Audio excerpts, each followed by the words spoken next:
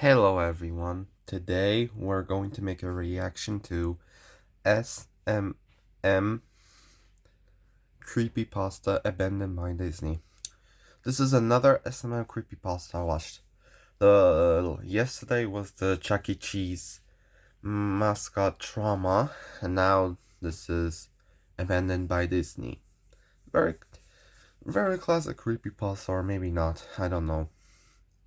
So I'll be using this as a thumbnail. Some of you may have heard that Disney Corporation is responsible for at least one real live ghost town. Disney built the Treasure Island resort in Baker's Bay in the Bahamas. It didn't start as a ghost town. Disney's cruise ships would actually stop at the resort, leave tourists there to relax in luxury. This is a fact. Look it up. Disney blew $30 million on the place. Yeah, $30 million. Then they abandoned it. Disney blamed the shallow waters, too shallow for their ships to safely operate, and there was even blame cast on the workers, saying that since they were from the Bahamas, they were too lazy to work a regular schedule. And that's where the factual nature of the story ends. It wasn't because of sand, and it obviously wasn't because foreigners are lazy, even though I guess both are convincing excuses. No, I sincerely doubt those reasons were legitimate. Okay. And why don't I buy the official story? Because of Mowgli's palace. Near the beachside city of Emerald Isle in North Carolina, Disney began construction of Mowgli's palace in the late 1990s. Now, the concept was a jungle-themed resort with a large, you guessed it, palace in the center of the whole thing. If you're unfamiliar with the character of Mowgli, then you might better remember the story, The Jungle Book. If you haven't seen it anywhere else, then you know it as the Disney cartoon from decades past. Mowgli is an abandoned child in the jungle, essentially raised by animals and simultaneously threatened/pursued by other animals, etc., etc. Mowgli's palace was a controversial undertaking from the start. Disney bought up a ton of high-priced land from the project, and there was actually a scandal surrounding some of the purchases. The local government claimed eminent domain on people's homes. They turned around, sold the properties to Disney. At one point, a home that had just been constructed was immediately condemned with little to no explanation. And the land grabbed up by the government was supposedly for some fictional highway project. Knowing full well what was going on, people started calling it Mickey Mouse Highway. Then there was the concept art. A group of stuffed shirts from Disney Co. actually held a city meeting. They intended to sell everyone on how lucrative this project was going to be for everyone. When they showed the concept art, this gigantic Indian palace surrounded by jungle, staffed with men and women in loincloths and tribal gear, well, suffice to say, everyone flipped their shit. We're talking about a large Indian palace, jungle, and loincloths, not only in the center of a relatively wealthy area, but also a somewhat xenophobic area of the southern US. It was a questionable mix at that point in history. One member of the crowd tried to storm the stage, but he was quickly subdued by security after he managed to break one of the presentation boards over his knee. Disney took that community and essentially broke it over its knee as well. The houses were razed. The land was cleared. There wasn't a damn thing anyone could do or say about it. Local TV and newspapers were against the resort at the beginning, but some insane connection between Disney Media's holding and the local venues came into play, and their opinions turned on a dime. So, anyway, Treasure Island, the Bahamas. Disney sunk those millions in and then split. The same thing happened with Mowgli's palace. Construction was complete. Visitors actually stayed at the resort. The surrounding communities were flooded with traffic and the usual annoyances associated with the influx of lost and irate tourists. Then it all just stopped. Disney shut it down. Nobody knew what the hell to think, but they were pretty happy about it. And Disney's loss was pretty hilarious and wonderful to a large group of folks who didn't want this in the first place. And I honestly didn't give the place another thought since hearing it closed over a decade ago. Just I ignore the live maybe background 4 hours from the noises. Emerald Isle, so really I only heard the rumbling and didn't experience any of it firsthand. Then I read this article from someone who had explored the Treasure Island Resort and posted a whole blog about all the shit he found there. Stuff just left behind. Things smashed, defaced, probably ruined by the disgruntled former employees who had lost their jobs. Hell, the locals from all around probably just had a hand in wrecking that place. People there felt just as angry about Treasure Island as folks did about Mowgli's Palace. Plus, there's rumors that Disney had released their aquarium stock into the local waters when they closed, including sharks. Who wouldn't want to take a few swings at some merchandise after that?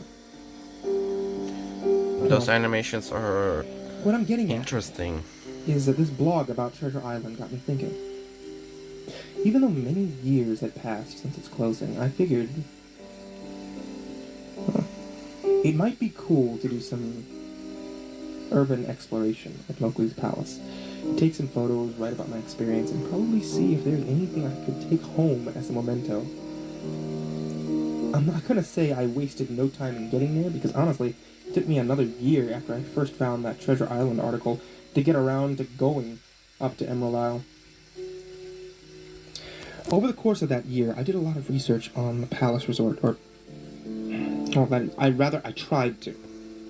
Naturally, no official Disney site or resource made any mention of the place that had been scrubbed clean. Even odder was that nobody before myself had apparently thought to blog about the place or even post a photo. None of the local TV or newspaper sites had one word about the place, though that was to be expected since they all swung Disney's way. They wouldn't be out there lauding their embarrassment, you know.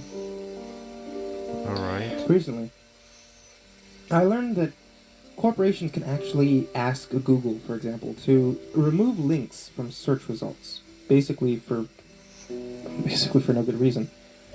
Looking back, it's probably not that nobody's spoken of the resort, but rather their words were made inaccessible. So in the end, I could barely find the place. All I had to go on was an old as hell map that I had received in the mail back in the 90s. It was a promotional item sent out to people who had recently been to Disney World, and I guess since I had been there in the late 80s, that was recent. I didn't really intend to hang on to it. 1990s. It just got shoved into my books and comics from my childhood. Let's focus. I only remembered it months into my research, and even then, it took me another few weeks to locate the storage bin my parents shoved it all into. But I did find it. Locals were no help, as most were transplants who had moved to the beach in recent years, or old residents who just sneered at me and made rude gestures. But the second I managed to say, "Hey," the drive took me through an inordinately large corridor of overgrowth. Tropical plants that had run rampant and overpopulated the area, mixed with the native species of flora that actually belonged there and had tried to reclaim the land. And I was in awe when I reached the front gates of the resort. Tremendous, monolithic wooden gates whose supports to either side looked like they must have been cut from giant sequoias. And the gate itself had been gouged in several places by woodpeckers, eaten away at the base by burrowing insects. Hanging on the gate was a sheet of metal, some random scrap, with a hand-painted letter scrawled in black. Abandoned by Disney. As the title says, abandoned by Disney. Clearly, the handiwork of some local or an employee who wanted to make some small protest. The gates were open enough to walk through, but not drive. So grabbing my digital camera and the map, whose flip side showed a layout of the resort, I set off on foot. The inner grounds of the place were just as overgrown as the entryway. Palm trees stood unattended and ragged among piles of their own coconuts. Banana plants simply stood in their own stinking, bug-ridden refuse. There was this sort of clash between order and chaos, as carefully planted rows of perennial flowers mixed with obnoxious tall weeds and stinking blackened mushrooms. All that remained of any outdoor structures were broken, rotted wood, various charred bits of unidentifiable material. What was most likely an information booth or an outdoor bar was now simply a pile of assorted debris, chopped up by past vandalism and ravaged by weather. The most interesting thing on the grounds was a statue of Baloo, the friendly bear from the Jungle Book, which stood in a sort of courtyard in front of the main building. He was frozen in a jovial wave towards no one, staring into empty space with a silly, toothy grin, as bird shit covered whole swaths of his fur and vines ensnared his platform. I approached the main building, the palace, only to find the outside of the building covered in graffiti, where the original paint had been peeled and chipped away. And the front doors weren't just open, they had been taken off their hinges, were stolen. Above the front doors were the gaping maw where they had once been. Someone had once again painted "Abandoned" by Disney. Abandoned by Disney. The inside of the building was so stark, so bare, that I actually think people had stolen the molding off the walls. Anything that was too big to steal, counters, desks, giant fake trees, they were all resting amid this empty echo chamber that amplified my every step like a slow rat-a-tat machine gun. I checked the floor plan and headed to all the locations that might seem in any way interesting. The kitchen, as you might imagine, an industrial food prep area with all the appliances and space, no expense spared. Anyways, let's focus on the every video. Glass structure was broken, every door, I don't know if I spelled that show correctly. Kicked and dented. The entire place smelled like very old piss.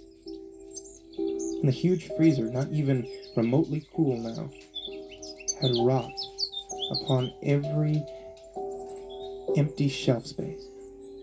Hooks hung from the ceiling, probably for hanging cuts of meat, and as I stood inside for a moment, I noticed they were swinging.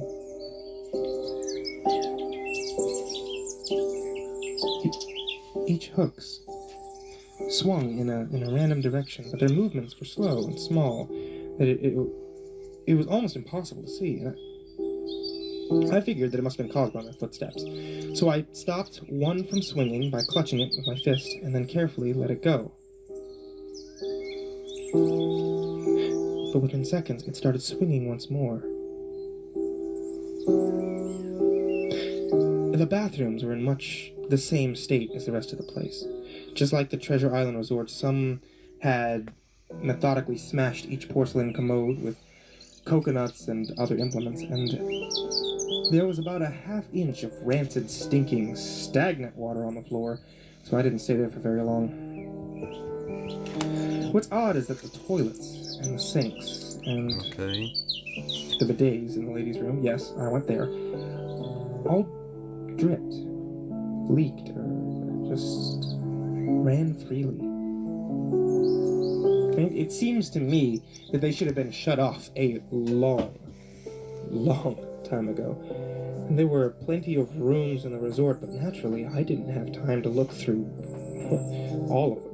So the few I did peer into were similarly wrecked, and I didn't expect to find anything there. I thought there was actually a television or a radio in one room, as I really think I heard a quiet conversation coming out.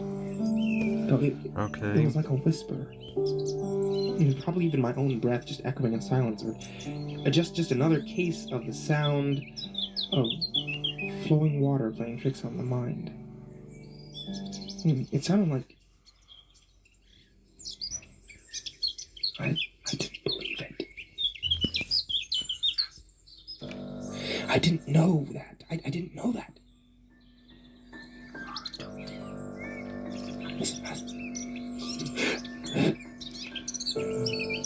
I know. That that sounds ridiculous. I'm just telling you what I experienced. Why, I thought there might have been some running in that room, or worse, some vagrants who had pulled up there and probably would have knifed me. At the front doors of the palace again, I figured I hadn't found anything of note and had wasted the trip up. And as I looked out the door, I noticed something interesting in the courtyard that I had apparently missed. Something that would give me at least one thing to show for all my trouble, even if it was just a photograph. There was a lifelike statue of a python, maybe 8 feet long, coiled up and sunning itself on a pedestal right in the center of the area. It was almost time for the sun to start setting, so the light fell into the object in a perfect way for a photograph. I approached the python and I snapped a photo, and then I stood on my toes and snapped another. And I moved closer again to get the details of its face. Slowly, casually, the python lifted its head and looked directly into my eyes, turned so that off the pedestal, across the grass and into the trees, all 8 feet of it, its head long disappeared into the woods before its tail even left the sunning spot.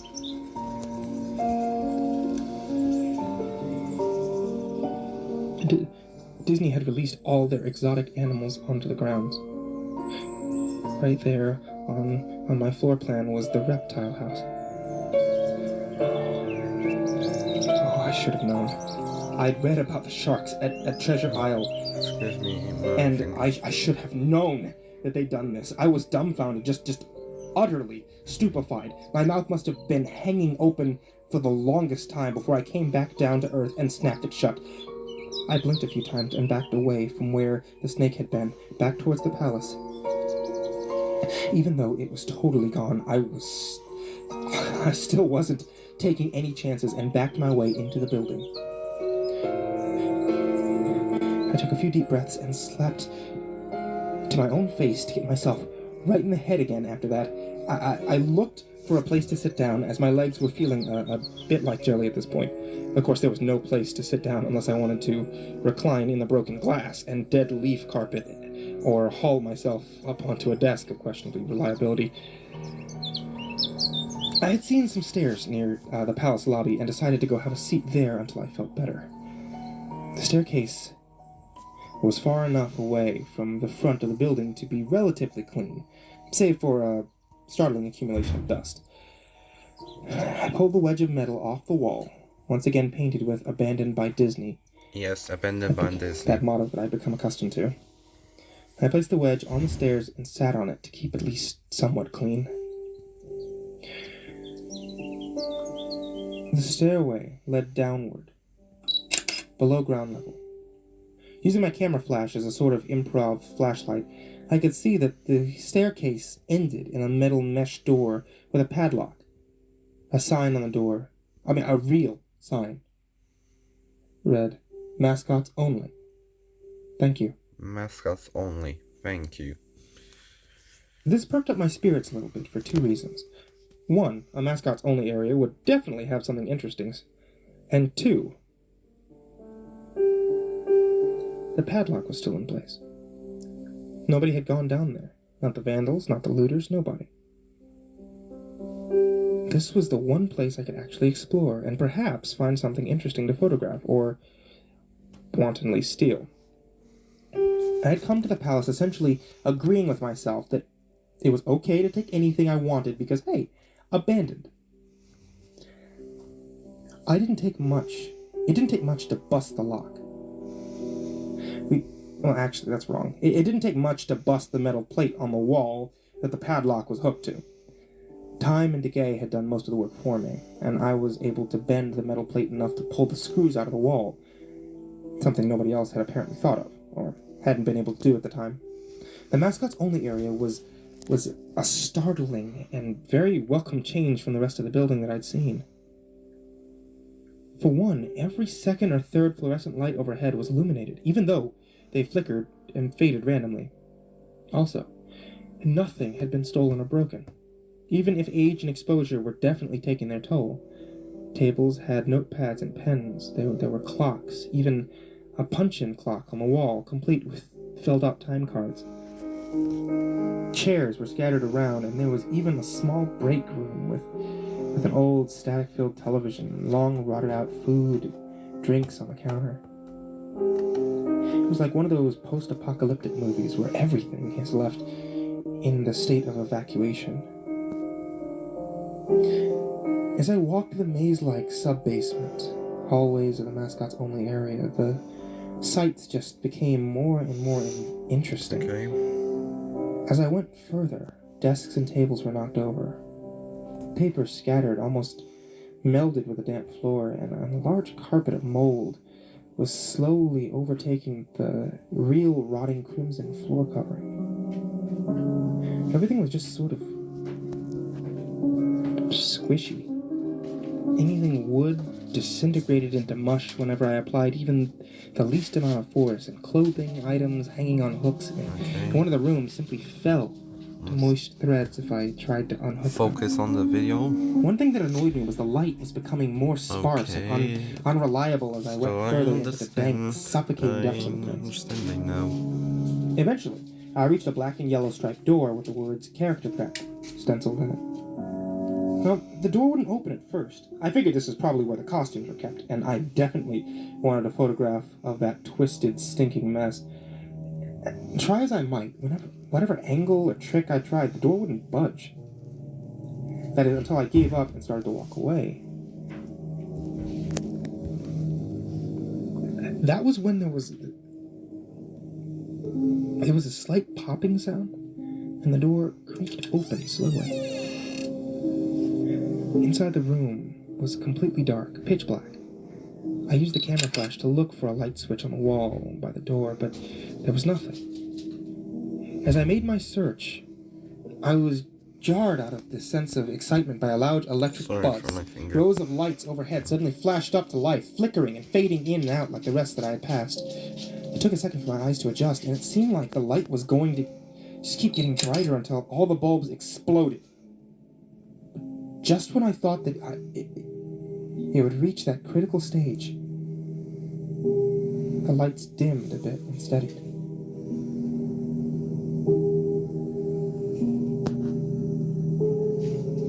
The room was exactly as I had pictured it. Various Disney costumes hung on the wall, fully put together like strange cartoon cadavers hung from invisible nooses. It looks like the Five Nights of These were at the Treasure Island characters. And native costumes on hangers towards the back. And what I found odd, and what I wanted to photograph it's photo negative a Mickey. Mickey Mouse costume at the center of the room. Unlike the other costumes, it was lying on its back in the center of the floor like a murder victim. The fur on the costume was rotted, shedding, creating bare patches. Sorry. What was even odder, however, was the coloring of the costume. It was like a photo negative of the actual Mickey Mouse. Yeah. Where he should have been white photo negative Mickey from the Five Nights at Treasure Island's Five Nights at Freddy's fan game. I actually put off photographing the thing until last. I took a photograph of the costumes hanging on the wall. Upward angles, downward angles, side shots to show an entire row of frozen, putrid cartoon faces, some with plastic eyes missing. And then I decided to stage a shot, just one of the bedraggled character heads on a slick, grimy floor. I reached out for a headpiece of Donald Duck costume and carefully removed it so the thing wouldn't fall apart in my hands. And as I looked into the face of the wide-eyed, moldering head, a loud clattering sound made me jump with fright. I looked down at my feet. Oh. And there between my shoes... That sound actually got me. I admit it. It was a human skull.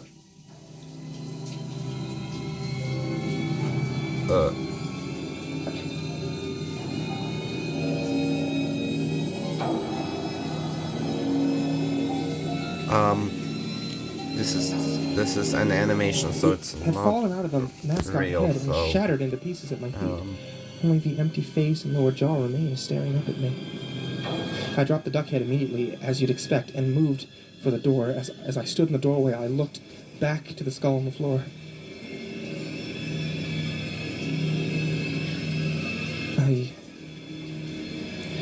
I had to take a picture of it, you know? I mean, I had to. For any number of reasons that may seem silly, but only if you don't think it through. I'd need proof of what happened, especially if Disney was going to somehow make this go away. I had no doubt in my mind, right from the start, that even if it was just gross negligence, Disney was responsible for this.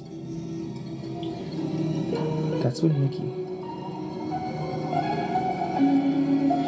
It's the same It's the same music playing as I heard from earlier, as from the beginning. Photo negative Mickey. And climbing to his feet. The Mickey Mouse costume, or whoever was inside of it, stood there at the center of the room, its fake face just staring directly at me as I mumbled, no, over and over and over, with shaking hands, a violently thrashing heart, and legs that had once again turned to jelly. I managed to lift the camera, aim it at the opposite creature, now quietly sizing me up. The digital camera screen displayed only dead pixels in the shape of the thing. It was a perfect silhouette of the Mickey costume. As the camera moved in my unsteady hands, the dead pixels spread, marring the screen wherever Mickey's outline moved to. Sorry, from my finger. Then the camera died. Went blank, quiet, and broken. We have a reverse I music. raised my eyes once again to the Mickey Mouse costume. Hey! It said in a hush, perverted but perfectly executed Mickey Mouse voice. Wanna see my head come off? That is a reference to Five Nights at Treasure Island's game. Working it clumsily, glove-clad fingers around its neck and clawing impatiently, movements similar to a wounded man trying to pull himself free of a predator's jaws as it worked its digits into its neck. So much blood, so much thick, chunky, yellow blood. I turned away as I heard a sickening tearing of cloth and flesh. Only cared about getting away. Above the doorway, out of this room, I saw the final message clawed into the metal with bone or fingernails. Abandoned by God. Abandoned by... I never got the picture out of the camera. I never wrote the blog entry about it. After I ran from that place, I fled for my sanity, if not my very life. I knew why Disney didn't want anyone to know about this place. They didn't want anyone like me getting in. They didn't want anyone